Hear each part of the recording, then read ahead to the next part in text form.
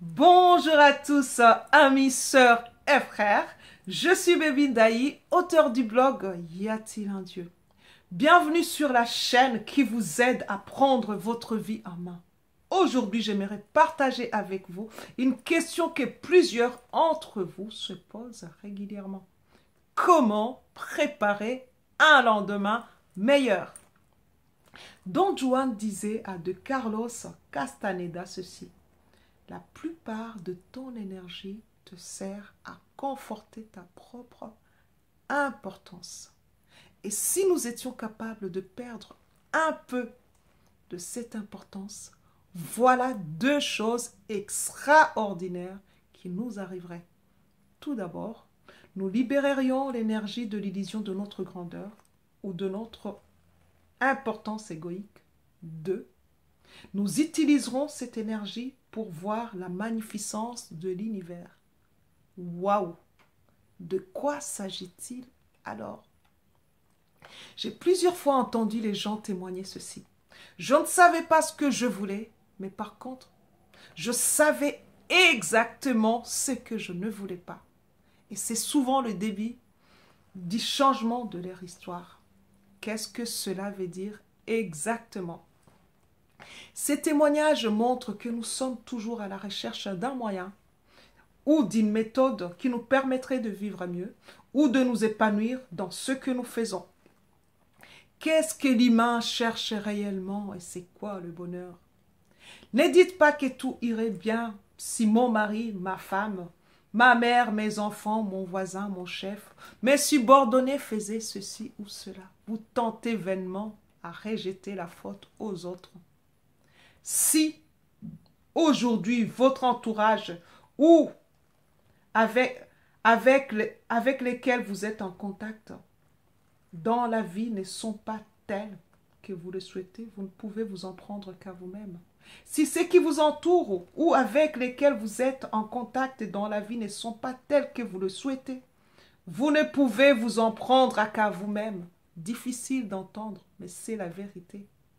Sachez bien ceci, vous êtes la moyenne de 5 personnes avec qui vous passez le plus de temps. La manière d'agir de votre entourage, ou dans certaines mesures, celle de votre ville, de votre clan, dépend de la direction de vos propres pensées et de vos propres comportements. Et votre propre comportement, vous seul êtes responsable de l'attitude des autres envers vous, et si singulier que cela puisse paraître. Comment préparer alors un lendemain meilleur? Savez-vous que vous pouvez changer votre situation en un clin d'œil? Avez-vous une idée de ce qui vous bloque pour être celle que vous avez toujours voulu être? Alors comment faire? 1. Regardez les choses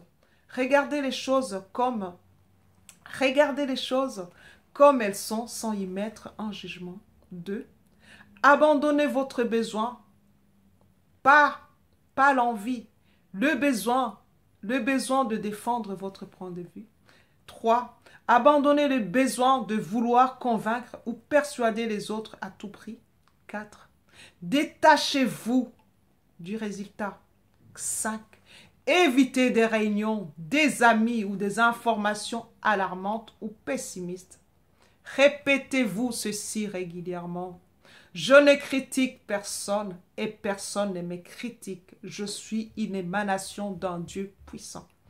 Pour finir, je dirais ceci. L'ego a besoin d'un conflit avec quelque chose ou quelqu'un. Cela explique pourquoi on cherche la paix, la joie et l'amour sans pouvoir les tolérer très longtemps. On prétend vouloir le bonheur, mais on est accroché au malheur. Eckhart Tolle dit ceci. En définitive, votre malheur ne vient pas de votre condition de vie, mais du conditionnement de votre esprit. Votre malheur ne vient pas de votre condition de vie, mais du conditionnement de votre esprit. En conclusion, vous êtes votre meilleur investissement.